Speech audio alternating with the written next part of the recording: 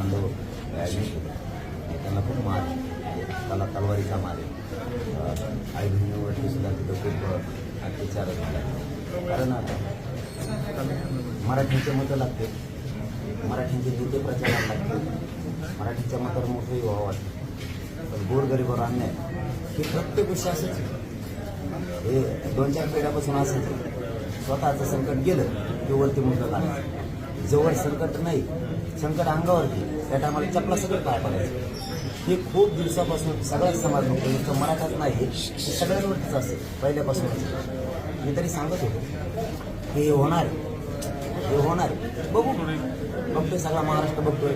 आष्टीपाटात काय झालंय, बीडमध्ये काय झालंय, माजलगावला काय झालंय, परळीमध्ये काय होतं, केरमध्ये आंबेगावला काय होतं. उभा महाराष्ट्र बघतो. हो द्या त्याला नावीला, त्याला जीवच घ्यायचा मराठ्यांचा, मोठं व्हायचं मराठीचं जीवावर. पण मराठीचे जीव घ्यायचं, मराठी जीव द्यायला काय घ्या जीव. शेवटी आता 2 बहीण भावाचा विषय, शेवटी मराठी मताला घ्यायचं, मोठं व्हायचं. पक्षात कोणच्या राहायचं, अजितदादांच्या राहायचं, शरद पवारांच्या राहायचं, परत शिवसेनेत पण राहायचं, भाजपमध्ये पण राहायचं. मराठीचे मदत घ्यायची, मराठीची जात संपवायची. जो खरा अपमान आणि खरी हार हे त्यांच्या व्यासपीठावर बसणाऱ्या मराठी नेत्याची. कारण जातच संपायला लागली. काय किंमत आहे तुम्हाला? तुम्हाला काय किंमत राहणार आहे उद्या जातच जर संपली तर मराठीच्या नेत्याला? तुम्हाला काय किंमत नाही राहणार, द्यायला लागेल. बघू, महाराष्ट्र बघतोय उभा. हो द्या आता 100 चुका. शेवटी नावीला घेऊन अशांतताच करायची त्यांना, त्याला काय नावीला घेऊ. मला सुद्धा धमक्या बघून घेऊ, कसा ते मारून टाकू. हो हो, काय होईल तुमच्याकडे करून तर बघा, समोरून या. आता नावीला जे तुम्हाला जर आता भावनाच बदलायची, अशांतताच पसरायची, त्याला मराठ्याचं काय विलाज? त्याला काय विलाज आहे? मला विलाज नाही. मी तर आता रोज येणार, आता तर रोज येणार. त्यांचे एक ध्यानात नाही, दोघं करायला लावतो त्या कार्यकर्त्याला, पोस्ट टाकायला लावतो, मारून टाकू याला खलास करणार आहेत आम्ही. मला त्यांनी स्टेटमेंट दिलं 89ला की ते त्याला बी फिरायचं, म्हणजे मला त्यालाही फिरायचं आहे. मी कधी म्हणलो पंकज काही फिरू देऊ नका, कधी म्हणलं. उलट मी आपणच जानवले सक्सेस आहेत. मी सांगितलं त्यावेळी हे बरोबर नाही, प्रत्येकाला अधिकार आहे, असं फिरू न देणं हे अधिकार आहे प्रत्येकाला. पण तुम्ही ज्या ज्यावेळेस विरोध केला, उपोषणाला नाव ठेवलं, त्यावेळेस विरोध केला.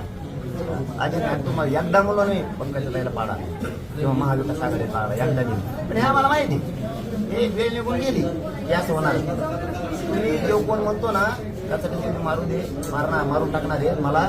अरे मी बलिदान द्यायला तयार आहे मराठ्यांसाठी, तर मग हटायला तयार नाही. मला बिलात नाही देणार तुम्ही. तुमच्या बी नेत्याला महाराष्ट्रात करायचंय. तुमच्याकडे बी लोक आहेत ना, तुमची गुंडगिरी किती दिवस सहन करणार आहे? गुंडगिरी करताय. आमच्याकडे खूंकार लोक आहेत हो महाराष्ट्रभर. एवढं कच्चा चालण्याचा प्याचा नाही आहे मराठ्याने. तुमच्या बी नेत्याला महाराष्ट्रात करायचंय, तुमच्या नेत्याला मुंबईत फिरायचंय, तुमच्या नेत्याला पुण्यात संभाजीनगरला फिरायचंय. मला बिलात नाही देणार ना. त्या धमक्या टाकायला लावा लागलेत त्या बहीण भाऊ संकट गेल्यावर. ते खेळायला लागलेत काय असले राजकारण तुम्ही लागले खूप करा खेळायला मराठीचा असा. याच्यासाठी मराठ्यांच्या नेत्यांनी बीडच्या मदत केली काय? व्यासपीठावर बसायला लागा नव्हतं. किंवा अपमान आहे मराठ्यांच्या नेत्याचा, हार आहे ही मराठ्यांच्या नेत्याची. मी नाही आठवत मरायला भेट नाही.